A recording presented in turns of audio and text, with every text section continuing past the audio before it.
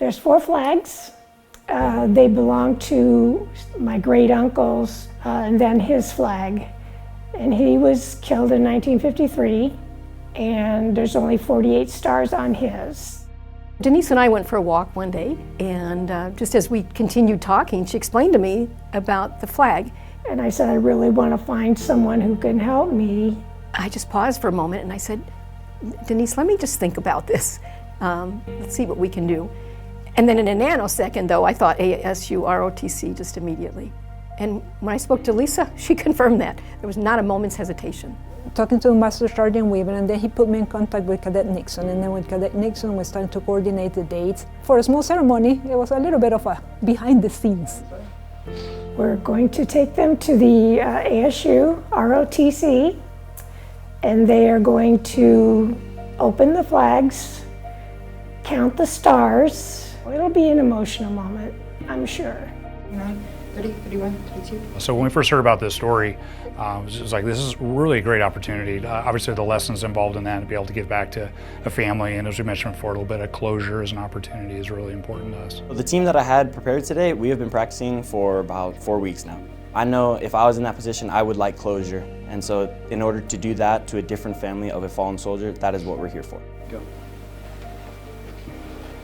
Flag 1 and Flag 2, and I could tell by the stars that they were probably the 50 stars. 38, 39, 40, 41. Most of us don't have military experience before this. It helps us to understand the gravity of the decisions we make and how important this training is for us. 6, 7, 8, 9, 10. We got to the 3rd one, and my heart sank just a little, but I was still hopeful. It definitely hit home that, albeit 70 plus years later, it's still very much as important as the day that we intern our soldiers as part of the final resting place.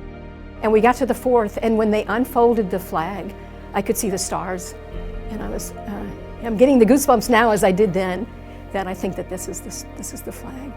38, 39, 40, 41, 42, 43, 44, 45, 46, 47, 48. As soon as I opened the 4th flag, it dawned on me that the stitchings were different, the star alignment was different, and I could just tell that the 4th one was the one. We know for a fact this is the right flag, and it's going to be presented, or proudly displayed in a home, for generations to come. We feel honored that she let us be part of something that is so close to her heart and close to her family, so we're really proud. And this, you read about history in books, but looking at it directly, touching history with your hands, this is something that doesn't happen like every day.